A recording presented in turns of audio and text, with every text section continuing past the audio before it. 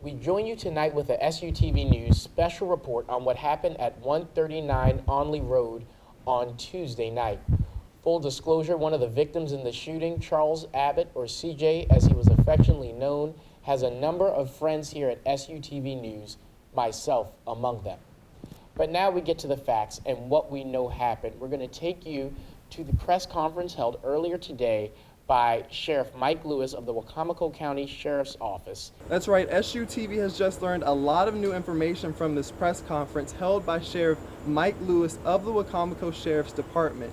What he did want to clear up is that this was not a case of a love triangle. It was domestic violence. And CJ Abbott actually stepped in to help protect Kristen Lowitz from the shooter.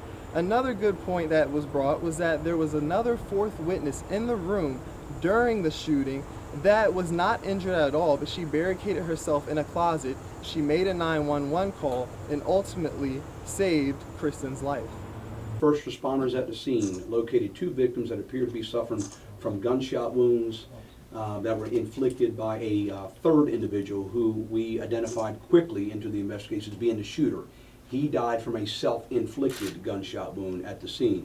So we knew early on in this investigation that the shooter was deceased and there was no further imminent threat to our community, and it was confined to 139 Onley Road. There was clearly a previous relationship between Ms. Lotz, who's currently in shock trauma, and the shooter, or the suspect in this case, Mr. Shalhoub. They did have a long-term relationship ever since high school. This relationship had ended several months ago. He had been texting her messages and, quite frankly, had been stalking her most recently. And she ignored this, apparently ignored this. And he armed himself and came to Wacomico County, apparently from the Stevensville area. And now we're joined on set by SUTV News' Stephen Graves, who was at that press conference earlier today. Stephen, tell us about what we learned.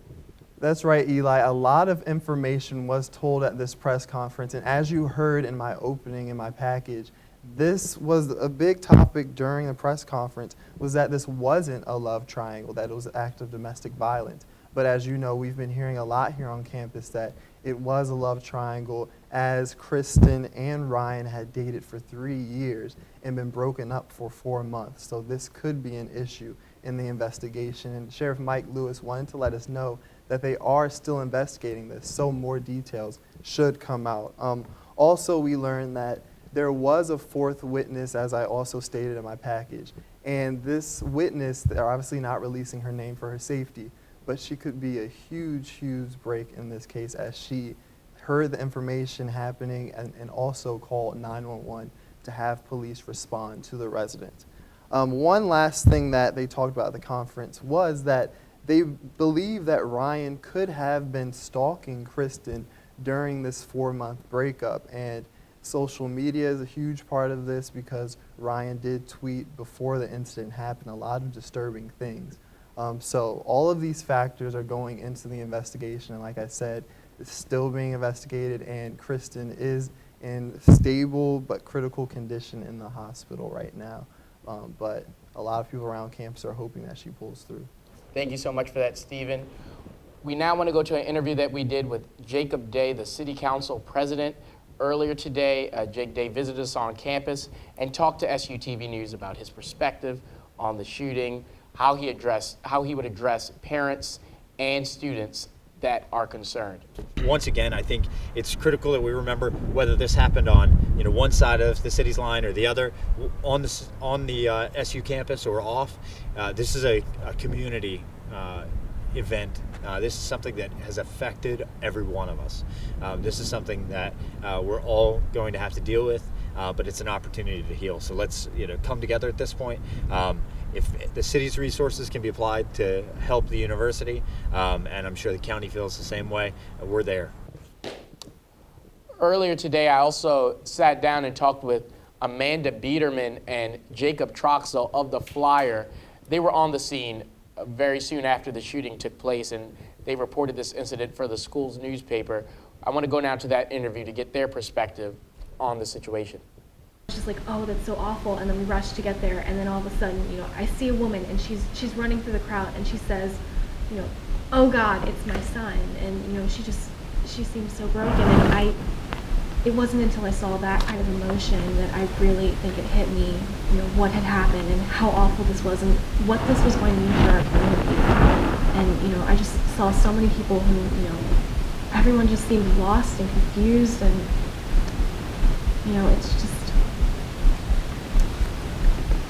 I feel like it's just, changed our community. I'll go back to you, and I want you to talk a little bit about the feel that you got from law enforcement. What kind of impressions did they leave on you, and what about the leadership from the school community that was present? What were you getting from them? Well, it was very confidential at first. Obviously, they wouldn't let me get any information until they wanted to make sure, they made it clear that they didn't want to release any names until they notified families and things like that. And obviously the one student who was flown to Baltimore, they wanted to notify her family first. So there was no immediate information that was given that was names or anything like that, but they did give us the information right away about the two passing away and the one who was injured.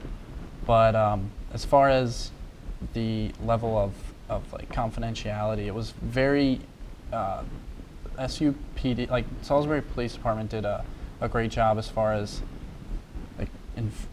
informing everyone and giving us, make sure that everybody was safe. They notified us too that everybody had no reason to worry because there was, the shooter obviously had been deceased. So there was no immediate threat to the community, and they really informed students well, and they did a great job as far as getting all the students, make sure that we all knew what everything happened. We got all the information we needed to, and the SU president was there, and she was helping students. I saw her speaking with a few students afterwards after the press conference, and she was everywhere at last night in between law enforcement and students. She was doing everything she could, so it was great to see that not only it was just the police department, but members from the Salisbury community were working right with them, with our school faculty were there, not just students, so it was great to see that. We now want to go to an interview with Mayor Jim Ireton, who was on campus earlier today. Mayor Ireton talked about where he was when he heard the news and how he kept up to date with the information as it was breaking. And let's go to that interview now. I was home. I got a call from Chief Barb Duncan of Salisbury Police Department about 11 minutes after the initial call went out and officers were on the scene. She was on her way there. She was in touch with Chief Lashley. I was in touch with Robbie Sheehan from the university, from Dr. Eschbach's office. So yes, I was home.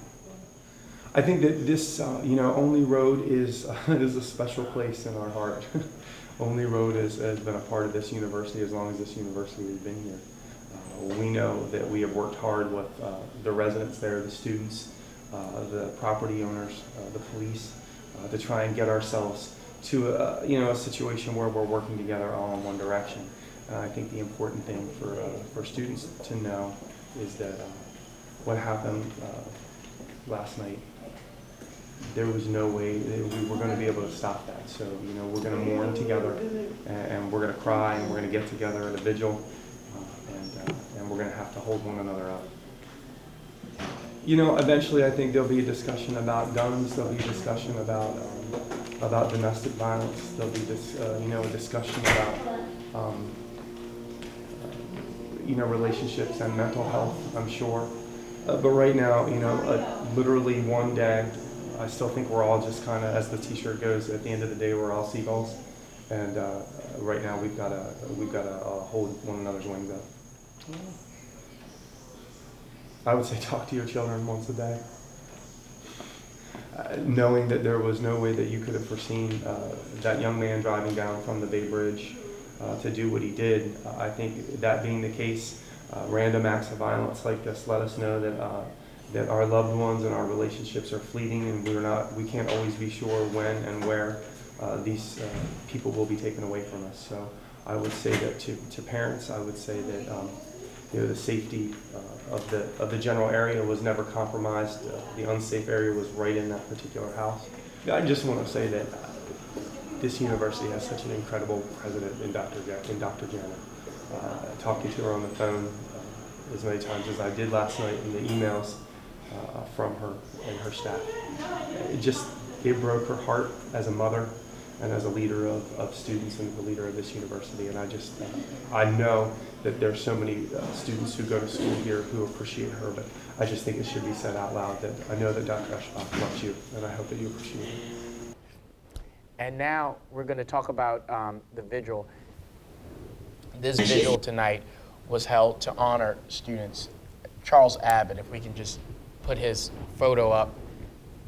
It's believed now that he died a hero. It's believed that he died protecting this young lady's life. He attempted to protect her life, and if she makes it through, which we're all hoping for, he succeeded. By all accounts, CJ is a great guy. I know CJ. Many at SUTV News know CJ, and we can vouch for that as well. It looks like, and the sheriff's office has not been able to confirm this yet, but it looks like CJ threw himself in front of Kristen to try to shield her from the fire. So we don't want to forget about that. On that note, Barry is strong. The Barry is strong. And we are all hoping for a full recovery for Kristen. With that, for all of us at SUTV News, this is Eli Modlin signing off.